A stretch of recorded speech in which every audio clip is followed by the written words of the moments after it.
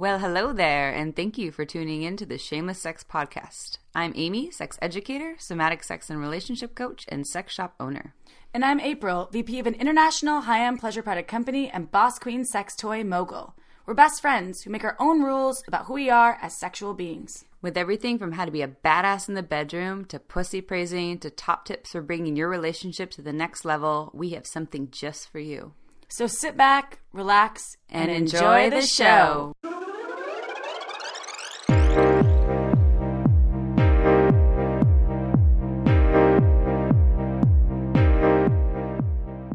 Don't forget to head on over to our website at shamelesssex.com for more. Hello, everyone. Welcome to episode number 16. And this is, well, every episode is special, I guess. But this is an extra special episode. April is not here today, and that's not why it's special. We miss April. We love her.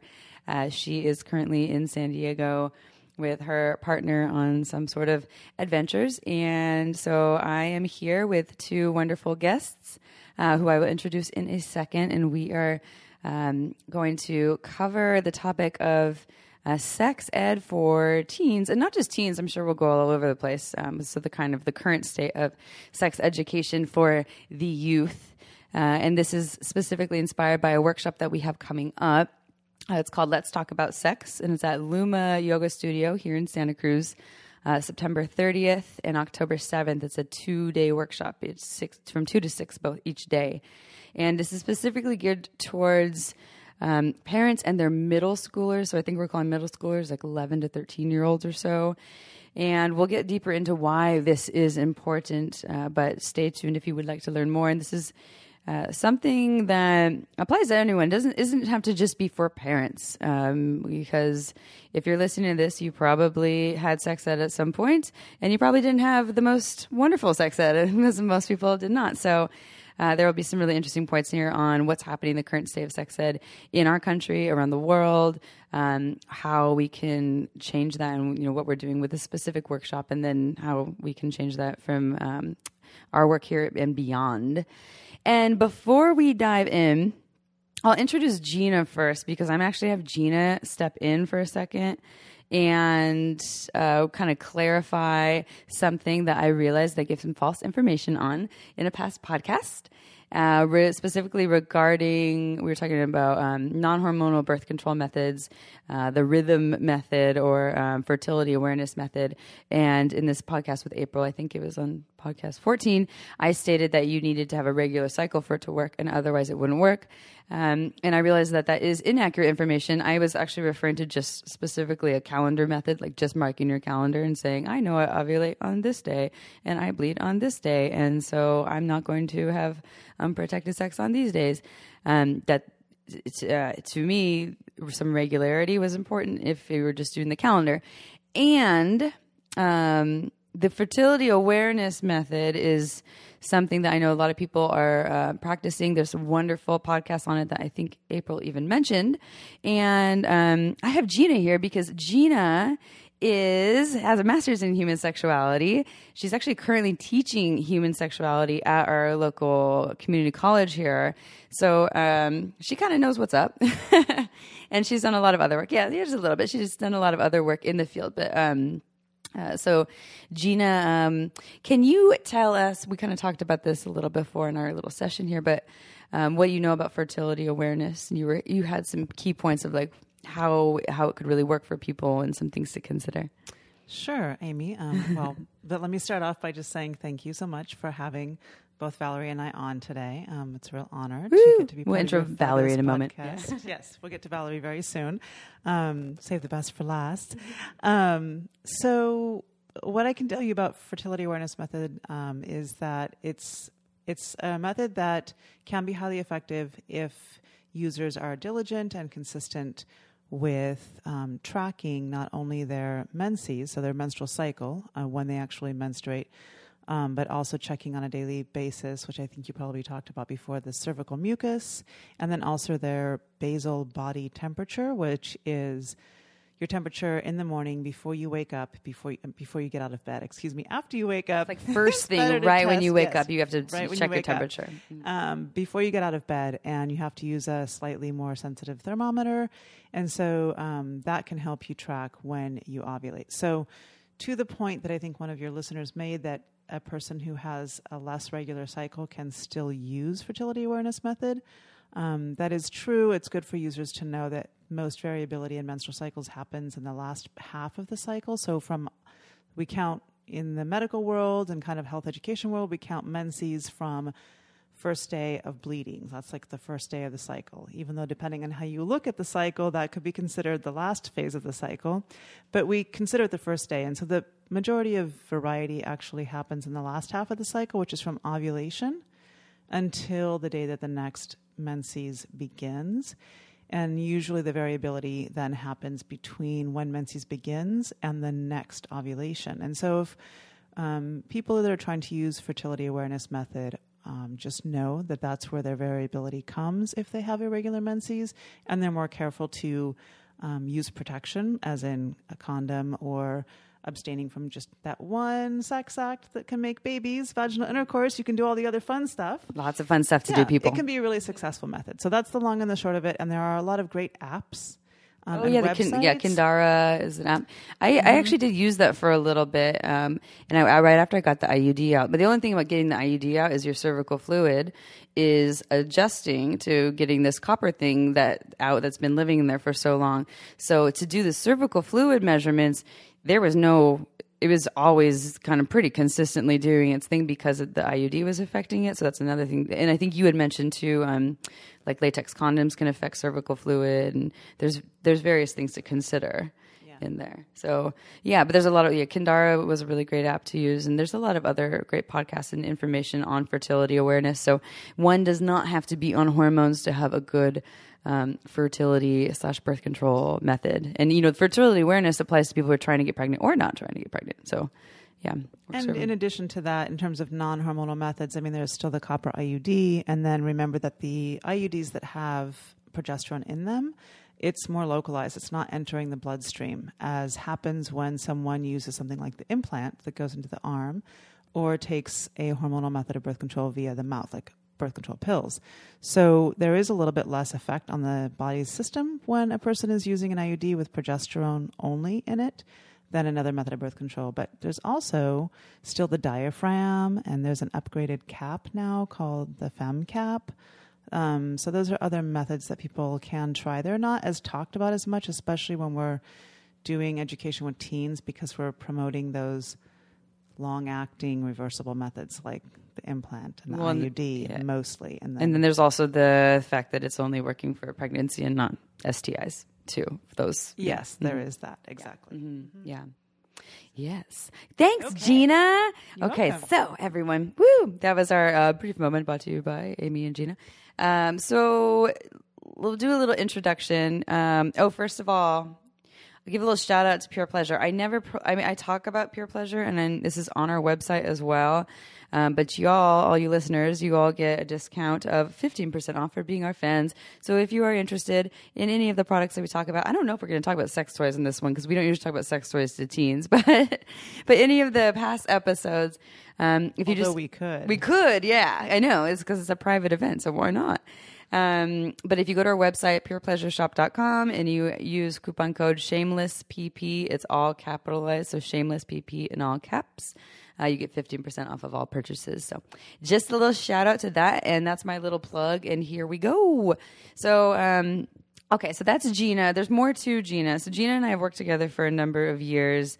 We've been putting on pleasure parties together. She's done some work at Pure Pleasure.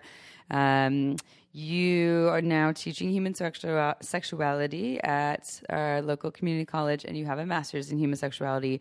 You also work for, what is it? EMDR? ETR. Yeah, EMDR. Nobody that I know that works outside the field can remember the acronym. Yeah. So it's ETR, Education, Training, and Research, which is a local nonprofit based in Scotts Valley that does health education. Okay. And you also have teenagers, which is great for that's this. right. You're a mother with teenagers. I am. Another reason why that you're great for this topic is because yes, this is Gina. Gina has a lot of good information to share. So you're really excited to have you here, and we've actually taught this same workshop previously at Luma, and it went really well last winter, and so this will be our second offering, which brings me to Valarie. So Valarie is one of the owners. Woo, Valarie! One of the owners of Luma Yoga Studio. And Luma, tell us a little bit about Luma, because it's different than your average yoga studio. We are a little bit different. Thank you Yeah. for asking. Hi, it's nice to be here. And I feel a little intimidated by you two extraordinary women as I sit here and listen Don't to be you scared. chat. Anyway. We're just humans. I'm extra goofy, so whatever.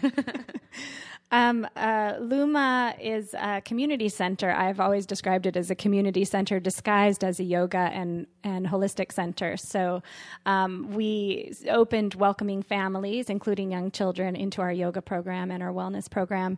And anyone who knows that in order to access wellness, they have some sort of tag-along little people with them, perhaps. But since we've opened, the community has found us, and we found ourselves serving more people of all kinds of different ages and demographics.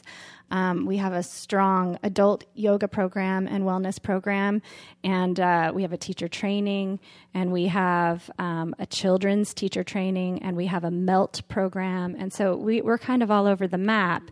And our mission is to enable wellness for everyone of all ages. Yeah, that's because you have, I mean, you even have yoga for teens, like yoga for teens, yoga for kids. And then this workshop that we're doing is something that was actually your idea originally. That's right. So I have an adolescent child. She's 11. And I started to become aware of the fact that she was going to be being introduced to some sex education in her public school. And at the same time, I was given a copy of Peggy Orenstein's new book, Girls and Sex, and was a little appalled that I was not more aware of what was coming ahead of me in the coming years in terms of being a mother of a young person. And I started to think about her process. I have two daughters, their process of becoming young women, and that it was time to get a little proactive about getting more educated about it. And I started to look around for progressive classes and sex ed classes for my girls, and realized that there was nothing in our area. There are other progressive classes in other areas, but in our area I could not find anything. So I have a center, and classes I'll can do happen it, there. So I'll do it myself. Well, and you already have access there too, because you are a yoga studio that's offering yoga that is, catering to all ages. And so a lot of other yoga studios are kind of more like your 18 and up crowd. But you already have offerings to, and you have like daycare for parents too. When parents are doing their yoga, then they can have their kids in the daycare there. And that's right. Yeah. Kids and parents. The center is designed so that families can be in the center at the same time. So kids can be either in another enrichment class or in childcare while parents are accessing their wellness, whether it's a massage or class. And so we have parents with children of all ages engaged in the center, and we want to serve those families with parenting classes, birthing classes, and now sex ed classes. Yeah, now, and in this case, parents come to the class with their kids. So this is a little different. And it was funny. I just want to comment on the first thing. So when we first did this workshop, we created the flyers, we did the whole write-up. The write-up says, for the most part, it doesn't say, it just says it's for parents and their middle schoolers. We had about 10 parent and kid duos sign up, all women and their daughters. And so we asked, Gina and I were like, where's all the men at? Where's all the dads and the boys? Yeah. Like what? And they were like, well, we thought it was said just for women. We didn't say that anywhere. So there's already a thing right there, is that these conversations, it's assumed that should just be between mothers and daughters and not between mothers and sons or fathers and daughters or, whatever. There's something missing dialogue there. And Gina, I'm sure you have more to say about I mean, you're a mother with sons, so you have that conversation all the time. Right. Well, I think part of it is, even though we didn't explicitly say in any of our promotional materials, and it is not the case that this class is only for female-identified mothers and children. We're females, and I think that perhaps in order to bring males into these conversations, maybe they want to see male facilitators, and not seeing that makes them feel like it's only for females. But it's not. It's open for anyone, as you say. But Amy, correct me if I'm wrong, is it not also the case that the majority of the time that you have classes at Pure Pleasure, you tend to see a higher percentage of your participants who are female? Yeah, definitely more female identified folks coming through. Especially, it's funny, although I did have a recent class that kind of didn't support this this theory, but a lot of my like how to please your man workshops, it sells out all the time. It's like full of women, maybe 2 men coming in there. Usually they're coming to learn with their partner or just kind of take a workshop for fun. And then it's when I have my how to please your woman workshop, which is open to anyone, even if you have a vulva, it's open to you too, for you too. It's like it's just different. You don't get like this overflow of and and it's not to say like there are vulva admirers that are not male identified too, but there's a big distinction there. It's like there's more, I guess, safety or acceptance for female-identified folks to go and explore their sexuality or to like admit that there's room to learn and grow. And then for a lot of male-identified folks, it seems like there's a little more of the stigma, a little more of like, I should know this. I should be born knowing everything. Definitely. Which is so harmful and not true at all. And true. So think of, when it comes to kids and teens, you already have maybe dads that have that perspective, and then they're raising, kids, raising sons who with a similar message of, we don't need to have this conversation. You don't. Whereas the daughters, and then there's also the protectiveness with young women. I think they get more of that protectiveness in general because they're the girls need to be protect my little princess, and so there's this big distinction there between what's happening. Right. Mm-hmm. And I think the other factor in terms of our workshop is I think that in general, it is still the case that males develop at a different rate than most females. And so, whereas because females are beginning to have menses, and because we do feel this need to protect them, and they're a little more advanced in some ways socially at a younger age than boys, they start having those conversations or asking questions earlier. And I do wonder if we had a workshop that was designed, say, for high school students, if we might get more mothers and sons or fathers and sons, because around that time is when I think more boys are starting to at least start those conversations with their parents, or the parents are noticing that there's a need. And so I think it has to do with development a little bit too, that we're serving middle schoolers and guys get involved in the conversation a little bit later. And then, as you say, I think it's true that there's this, well, in general in our country, I think that there is a very simple conversation that tends to happen around sex. And so because the sex ed in our schools tends to focus on preventing unwanted pregnancy and all the STIs, bad things, all the bad things, right? The conversation can really get oversimplified. And so maybe a dad thinks that it's enough to just give his son some condoms and say, use these well, son. And that's the talk, right? Good luck to you, sir. Good luck. Which is not great. But, I think that parents aren't necessarily themselves equipped to have the deeper conversations with their young people. Or that the kids want to have that conversation with their parents. That might be a conversation that's more comfortable to have with other adults. Oh, yeah, who are not your parents. Yeah. But I wanted to speak to what you were saying about women being interested in these workshops that you lead and being kind of the prime clientele or motivator or driver, because it occurred to me that I wonder if girls get given the lesson of how to prevent unwanted pregnancy and then how to avoid STDs. You call them STIs. STIs, sexually transmitted infections. Yeah. But yeah, either. I'm in the old language. You guys are in the current language. Yeah. Anyway, I wonder if what happens is when women become sexually active, young women, there's a little bit of like, hey, wait a minute. I thought this was supposed to be really great. And actually, maybe there's a little bit of disappointment as women if they haven't been exposed to how the whole process works, and that they can expect pleasure and that consent is a part of the conversation, that then when they become sexually active, I wonder if they have disappointing experiences sometimes. And then in the age demographic you were describing, they're sort of taking back their experience and wanting to become more knowledgeable and more educated about their own bodies. It's just a question that is on my mind. And one of the things that I want my daughter to be exposed to is the possibility that as she enters this part of her life, that it's there for her enjoyment and that it's also safe. Well, the enjoyment piece, so that's what kind of makes our workshop stands apart from what people are doing in schools or most other workshops, is the pleasure piece is missing. They're in public schools, you can't really talk about pleasure. Planned Parenthood can't even talk about pleasure. They have to talk about, like, they have to kind of dodge around it as much as possible. Maybe they can like dabble in it here and there, but it's pretty limited.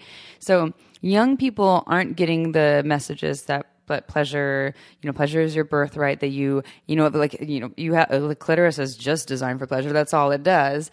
And so that this, like you were saying, this is here for you for your pleasure when you're ready for it. And there's all these other important factors in terms of consent, respect, and respecting your body and another body, and communication skills, and a lot of other factors that come into play. But the pleasure piece is like that elephant in the room, right? So it's just like, don't talk about that one, because maybe it'll make all the kids go out and have sex. If we say that there's actually good things in here, maybe they'll all do it. Well, they're all doing it anyways. And so what's happening, at least in my experience, I didn't get conversations around pleasure. I did know that pleasure was a thing, but I believe that, our media and the messages that we're getting are about male sexual pleasure. It's very penis-centric, not a lot about female sexual pleasure. And there's a lot of already like people kind of cringing when they hear the word vagina. Ooh, it's like, but there's just already this stigma around it. So where are young people learning about sexual pleasure other than the media? So if they're just learning from the media, it's about penises and penis pleasure, very little about female sexual pleasure, and it's not happening in schools, so it's just trial and error. And so, yeah, there are a lot of young people who are hearing about sex. Oh, that sounds fun. I hear it feels good. I don't really know much about it. And then they're just diving in trial and error, and why not give them the tools and the information beforehand? And they're still going to have a lot of error even with the information. And we can give them information beforehand to prepare them so they can go about it in a way that has even more respect for their body and for other bodies. And also I think one of our key pieces of our workshop too, we're not just talking about pleasure, we're talking about all kinds of things, but it's really helping parents to become the allies of their kids as opposed to the enemy. And that's a key thing that was really important to you, right, Gina, and you have experience doing that too. Yeah, well, and I think that we just, I think that because we lack precedent around having these kinds of conversations with our young people, and there are not a lot of young or adults who are parents who maybe feel comfortable starting those conversations, let alone teenagers who are comfortable having those conversations with parents. It's just difficult to find a way that's comfortable for everyone to talk about pleasure, let alone everything else that's involved, in being a sexual being in the world, right? So yeah, this is, I think, what we're offering to the community, and what I think we heard reflected back to us, Amy, from parents who took our workshop in the fall, is that it really is a conversation starter, and that's what we intended for it to be. There's no way you can cover in 8 hours all of the things that you could talk about with your young person around sexuality, because there's just so much these days for them to kind of unpack and to be familiar with and to understand. But we hope to at least provide a space for parents and teens to come together to start having these conversations, and then give them some of the tools to have those conversations and give them a little bit of content to start talking about. Because as we all know, the conversation about sex is not ever, it shouldn't be one conversation. It should be multiple conversations, and not just about sex, but boundaries and, self-knowledge and pleasure and preventing what you don't want. Right. Masturbation, getting to know your own body before you share it with someone else. Without it being a sinful, shameful thing. Yeah. Exactly. And it is true, just to speak to what you said, Amy, about pleasure not being talked about in schools. Like, I wish probably more than a lot of people, or as much as some of the more progressive people, that we could have those conversations in school. But then if I am to be completely objective, and I think that my value system should be promoted in schools, then I have to be open for other value systems to be promoted in schools. And I'm not a proponent of value systems being promoted in schools when it comes to sexuality, because there are still a lot of people in our country who hold values around sexuality that I would not want put on my children in a public school setting where I'm paying my tax dollars to support.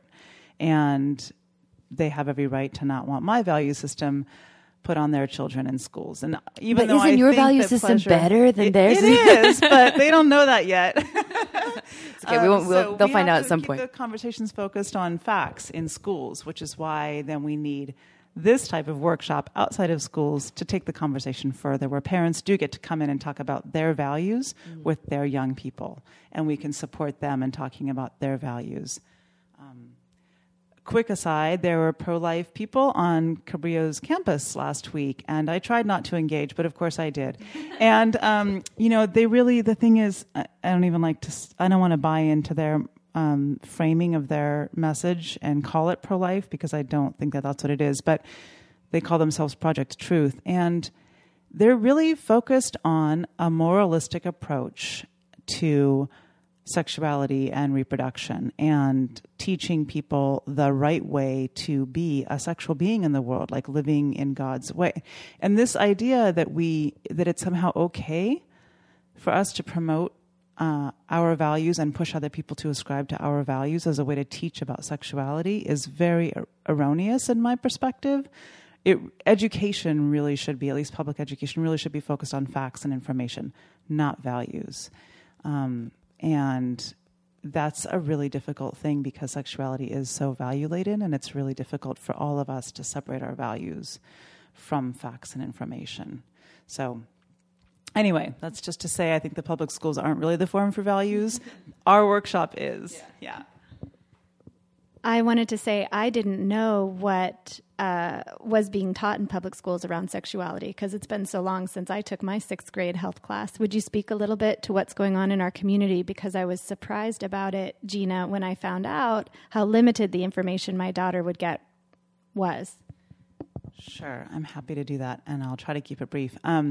Fortunately, we live in a fairly progressive state when it comes to policy around sex ed in schools. And so last year, the California Healthy Schools Act was introduced and passed, and this legislation means that now every single public school in the state of California, middle school and high school, is required to offer comprehensive sexuality education to all students and make it inclusive for all students. And including, when I say inclusive, I'm not just talking about LGBTQ youth, I'm talking about students who have differences in learning, differences in language, differences in abilities, limitations based on limitations around the different senses. So this California Healthy Youth Act lays out a number of requirements that schools are legally required now to provide information on. It has to be medically accurate. It has to be unbiased. There should not ever be religious doctrine. That was already part of previous ed code policy. It has to talk about HIV and STIs and birth control methods. It also does have to talk about abstinence as being one way to prevent pregnancy and sexually transmitted infections and HIV. But it also must talk about orientation. It has to talk about gender identity, sex trafficking. Consent is not explicitly listed out as one of the requirements, but is something that is often included. And because there is legal requirement in the state of California for colleges and all institutions of secondary education or higher education that receive public funding in California to have an affirmative consent standard in their sexual assault policies, now we're starting those conversations with younger students in the public schools around consent. So there's a great list of requirements that schools are required to offer to students once in middle school and once in high school. So they have to get this information not once, but twice. Now, everyone's ramping up around that, and all of the school districts are taking their time. But the ACLU is actually a huge proponent of this. And so the ACLU is kind of becoming like the community, policing or monitoring agency that is making sure that school districts are complying with the law. Where that education is still limited is that there isn't a requirement that everybody that is doing sex ed in schools has quality training around doing that sex ed in schools. And so more and more it is the case that schools are looking to, Planned Parenthood to come in and provide this, or outside agencies to come in and provide this, but sometimes it's still going to be the health teachers and the physical education teachers. Yeah, I was going to say that, like in your typical gym teacher, like in the movies, if you're a gym teacher teaching your PE class, or your sex ed class, right? And they're all awkward, which is right. I'm sure there's wonderful gym teachers or physical education teachers that can teach sex ed, and that's just like what you see in the movies, and kids are like, and they're all bored. And there actually are a lot of great teachers in Santa Cruz who have been doing this work with our students for a long time, and they are great. And I don't want to undercut them at all, because I have been involved in having those conversations with teachers, with my own sons at their schools. And so I know that there are a lot of committed, well-trained, open-minded, progressive teachers who are doing this work in the schools and doing it fairly well, I think, from what I've seen. What I can encourage parents to do is know about the California Healthy Youth Act. All you have to do is go into Google and type that in. You're going to get documents, or go to the ACLU website and type it in. You'll see documents. And I encourage you to go directly to your children's middle schools and high schools and ask to see the curriculum, and then have a dialogue with the teacher. And you can actually get the materials. That is another legal requirement. The schools have to provide parents with the curriculum that they're teaching. Maybe not every single piece of paper, but if you ask for it, they should give it to you. So you can see what's being taught, and it is progressive. So to that, if your child's in 6th grade, they're getting a little bit of information, and then in 7th grade, they should get a little more, and in 8th grade, probably a little bit more. And then now in high school, they have to also have sex ed content again. So there is a lot that's happening, and like I say, this is California specific. So every state is different. Every school district is a little bit different in terms of how they're going to handle this requirement, but they are all at least required to meet this minimum benchmark.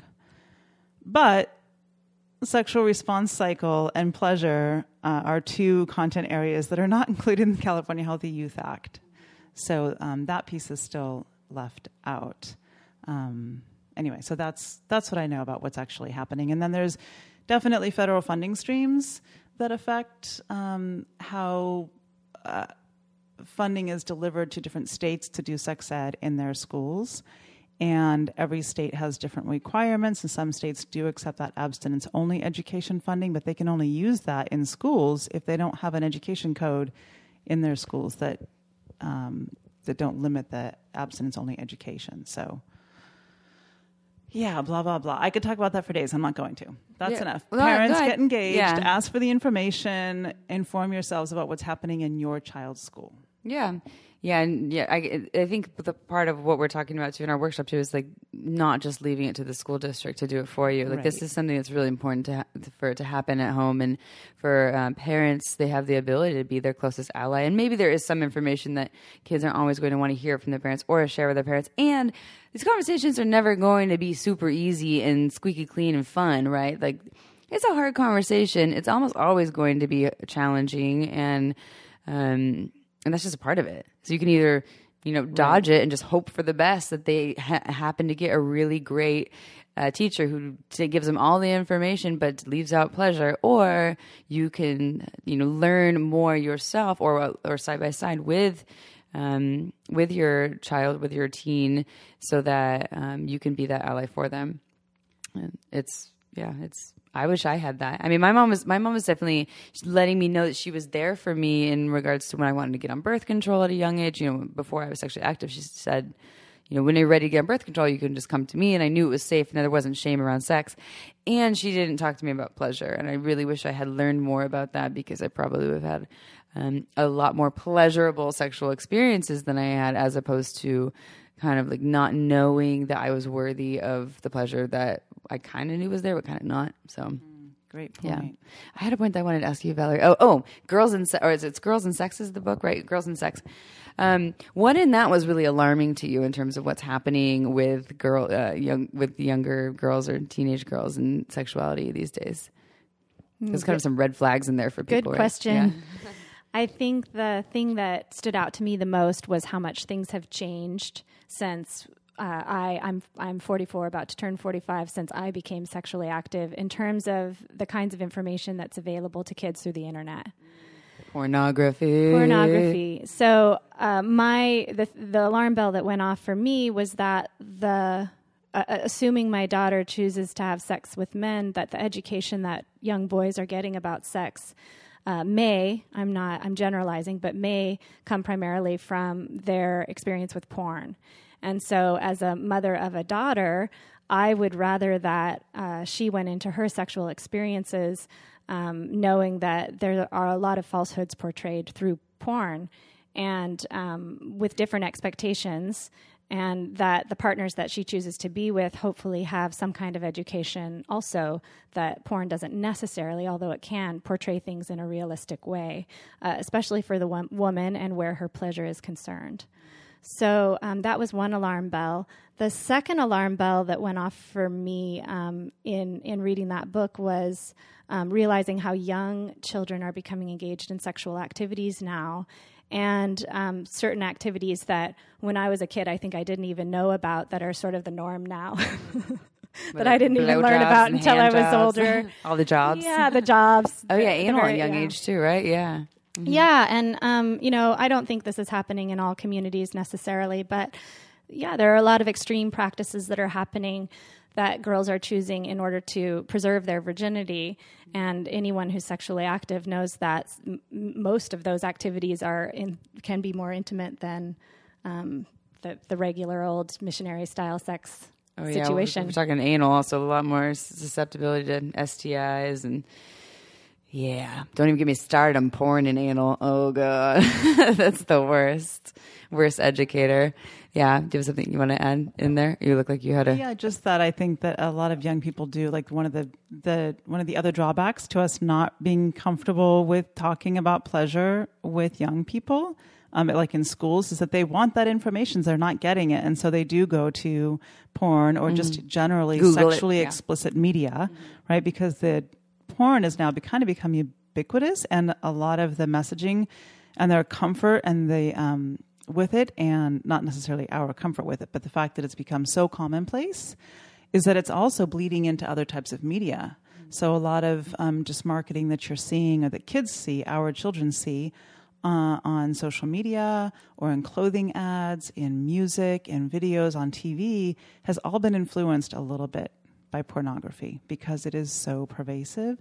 And it's not only unhealthy for girls to be in relationships with boys who've gotten most of their information about sex from porn. It's really not healthy for the boys either, because they're taught that the one thing that matters is their penis and what they can do with it inside of another person's orifices. And that's a really limiting view on sexuality as well for a lot of male-identified people or people with penises, right? And that, sexuality is so much more expansive than that. And so it is unfortunate that this is where young people are looking, and it's here to stay. And so, again, like plugging the workshop, the one thing that we as parents can do to mitigate the effects of pornography on our young children is to be able to have conversations with them, to know that they're potentially being exposed to it, and to be equipped to have conversations just to let them know our value system, and that, porn can be a fine thing to consume, and there can be great porn out there, but they're probably not going to come across it on their little iPhones. They're not going to know how to get to the good porn.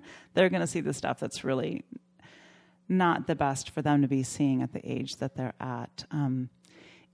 And I do think it's true that there are young people that are getting involved at younger and younger ages sexually. However, I do think that there's also a trend of a lot of adolescents actually waiting until much later to become sexual with other people. And in fact, if you look at the data on this, the data supports, at least nationally, that this generation is actually waiting longer. So even though they're more bombarded with sexual images at a young age and maybe engaging things like oral sex, on a whole, they're actually not more sexually active than previous generations were. And I think that that's partly because our education has gotten a bit better and we've started talking to young people a little bit differently about sex and about their boundaries and rights and all of that. But clearly there's a great amount of diversity across the country, across the state, from community to community around what young people are doing. But we should normalize, too, as parents, that not all young people are having sex. Like, that's a really important norm that we work on in our sex ed with kids in schools, is to remember that it is not true that all of your friends are having sex and you're the only one who hasn't, if you happen to not have had it yet. I think when we taught our workshop, the last one was really interesting because it was 11 to 13-year-olds, and there would be one young teen who it was very clear that they either had friends that were having sex or something. The information wasn't feeling new to them, and another young teen who actually said, "I'm never doing that," was so far from it. And they were the exact same age. And so, and this is really interesting because I'm personally used to teaching workshops to people who are 18 and up, where I can say whatever I want to. And most of them are, maybe they're not on the exact same level currently, but they've kind of already been all over the place, or they're at least very aware at their age. And with young people, it's just a whole different way of teaching, and you just never know what they're showing up with and what the experience is like. But it's not to say that one young person who said, "I'm never doing that," one other girl actually looked at her and she's like, "Yes, you will," or something. She's just like, just you wait and Give it see. a couple of years. And and it was just kind of funny just to watch the dynamic. And I still think that getting the information to her years before she was ready, even considering, right now she's like, "I'm never going to have sex. I'm never going to have a boyfriend, girlfriend, partner, whatever. Like, why would anyone do that?" was where she's coming from. Getting her that information now so that when she actually, or if she does do those things, she's prepared. She knows about pleasure. She knows about consent. She knows about, self-pleasure, and that, it all starts with her and her understanding her own body. And then she can in turn connect with another in a consensual way, and about communication skills and gender diversity, all kinds of topics that, like, why the F not? Why aren't we doing that before? It's so important. If the school is addressing it and the parents are addressing it, then the ice is broken. It's a thing, and it gives space for the young person to come into a place of inquiry and know that there are resources out there. So it's important. It's important just to have the conversation, like you guys were talking about in offering the class, breaking that ice, and even if the child is uncomfortable or the parent is uncomfortable, the conversation is there and it's present, and we know it's an important thing. And then the young person goes forward with their own intelligence. Regardless of if they remember anything from the class, they know that the inquiry is something that they can have, and that it's an important thing in our culture to explore. Yeah, and in regards to shame, which is kind of the premise of this podcast, the Shameless Sex Podcast, by as parents or as educators, modeling that these conversations are okay to have. Yeah, and parents can out it too. "Hey, child, this is really uncomfortable for me, and this is a really important conversation. Is now a good time to talk to you about not the birds and the bees? We're not something we're going to call it, but traditionally that's what they refer to it as. Outing the awkward, and outing the fact that it's a shared awkward. Guaranteed, your child's going to be a little uncomfortable too. But all of a sudden, because you took that initiative and that bravery to model that this is okay, this is normal, this is healthy, this is safe, and they can in turn kind of create that shame-free / lower amount of shame in terms of the way they move forward and talk about sex. So it's just, like you're saying, cracking the ice, and then inspiring and modeling that these conversations are okay to have, and in fact are important to have. Great point. And to that, I want to say, Amy, the whole idea that parents do often feel like they have to be the experts. Well, fortunately, we're living in the middle of the information age, and so actually it's not the case anymore. The parents just need to know where to get resources. And so fortunately, if you're a parent who doesn't have a lot of information or doesn't feel like you're an expert and can't have these conversations, there are tools out there. And just quickly, can I put a plug in for a couple of great resources? Yeah, I was just going to parents? ask you for that. Yeah, because I know that not all of the listeners on your podcast are in the Santa Cruz area and have access to our workshop, but they do have access to the internet and they have access to books. And so there's a great website called scarletine.com. So Scarlet and teen all together with just one T in between them. .com is a great resource online for young people and their parents around sexuality. And the reason that I love this one, there are some other really great sites out there. Planned Parenthood actually has a great site that talks a lot about sexuality and sex and relationships and all of that. But Scarletine's super sex positive and will go to the explicit things of talking about anatomy and pleasure and consent and negotiation and identity and all of this stuff in a very open, inclusive, still youth-friendly, developmentally appropriate, and very sex-positive manner. And so that's a great place for parents to go just to see, like, to get some of that language and some of the terms that are being used now, right? And to kind of understand how to have some of those conversations with their kids. And it can be something that they can point their children to. They can read an article together and then have a conversation. There are a couple of also great books that I want to mention for, like tweens and early teens and their parents. One is called For Goodness Sex, and it's by Al Vernacchio, who is this fabulous educator that's on the East Coast in the Philadelphia area. For Goodness Sex, and the subtitle is Changing the Way We Talk to Teens About Sex, I think. Don't quote me on that, but Al Vernacchio. And then there's another great guide by Heather Corina, who is one of the key writers on scarletine.com. And her book is SEX. So I say it that way because she's got, it looks like initials, like S period E period X period, the All You Need to Know Sexuality Guide to Get You Through Your Teens and 20s. And this is actually the textbook that I'm using in my course at Cabrillo. And it's, again, a great tool for a parent to give to a young teenager or teenager in their lives, or just to use themselves to get the information that they might need to start having those conversations with their young people. And then for people always ask me, like, what do you think parents should be talking about if they've got younger kids in terms of sex and sexuality? And I say, start with consent. Start with thinking about how you allow your child to consent to certain things in their lives from a very young age, and how you intervene in their relationships with their peers around consent, and start teaching consent from a young age, because this is it's always been important, but I think it's becoming more and more of a conversation, and it's one of the first places that we can start to teach our young people about their boundaries. And I don't just mean that from again, preventing the negative things that can happen with sex, that being assault, or any other type of abuse that is sexually related that can happen to young people or older people. I'm not saying it just from that perspective of preventing that problem, but when you start to have conversations about consent in general, not sexual consent, but in general, and then make it more specific to sexuality when young people get older, you open the door for them to understand how to say no to something that they don't want, and also for them to say yes to something that they do want. And if you start to have those conversations as a parent with your younger child about things like negotiating what they wear to school, negotiating what they eat for lunch, negotiating what activities they want to get involved in or what friends they want to have over, then you start to normalize for them that they have a level of agency in their own lives to make certain decisions at an age-appropriate level, right? And then when you start to have those conversations about sexual consent, it just makes sense to them. You get to say no to whatever you don't want to have happen to your body. You also get to say yes to what does feel really good to your body. And so that conversation becomes more normal if we start it with our kids when they're younger. So just a few tips for parents who are looking for other resources out there besides the workshop, or besides other conversations that they're already having with their young people.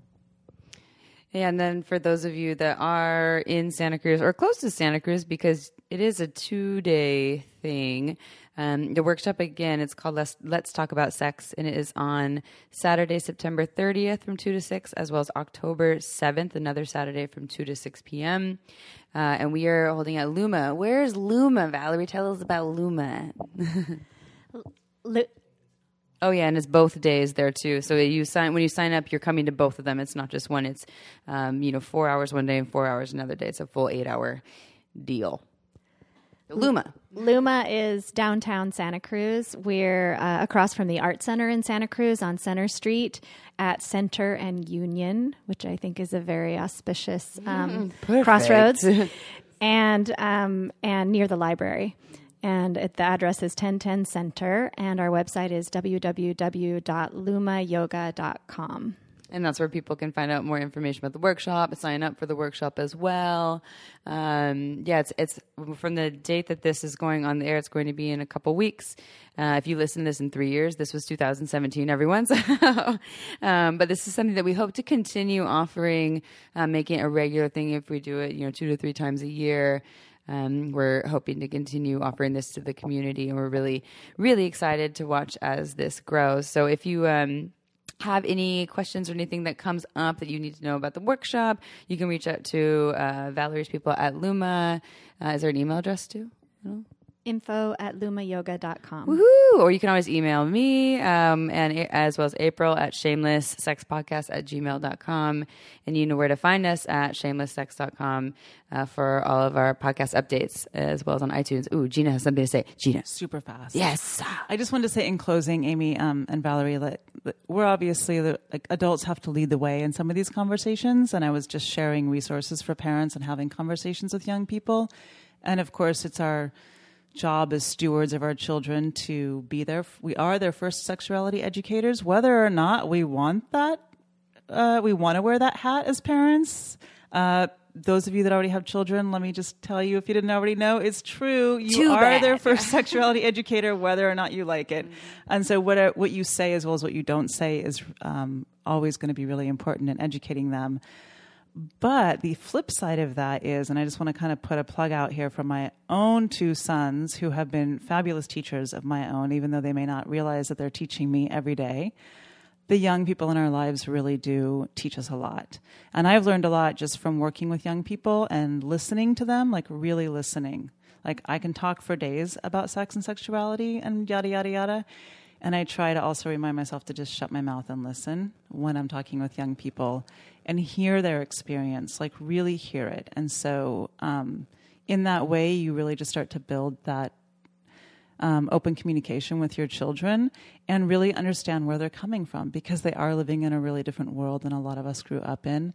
And I just want to put a plug out for the importance of not only talking and teaching as parents and educators, but listening, like really openly to what they have to teach us and to say, because that's a really important part of the process. That was a good closing statement. Do you have anything else you want to close with here, Valarie? No, thank you for having me here. Yeah, thanks for coming. You two are wonderful. And so Gina's closing statement, if you want to know more, feel free to reach out to us.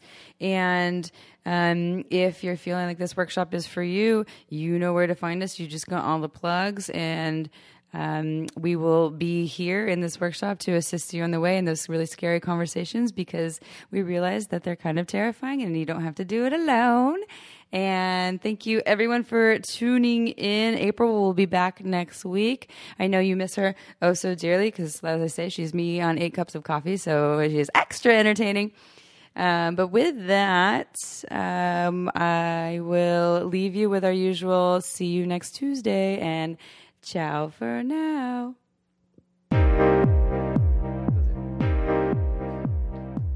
Like what you hear? Well, then head on over to shamelesssex.com for more podcasts and information on our latest happenings.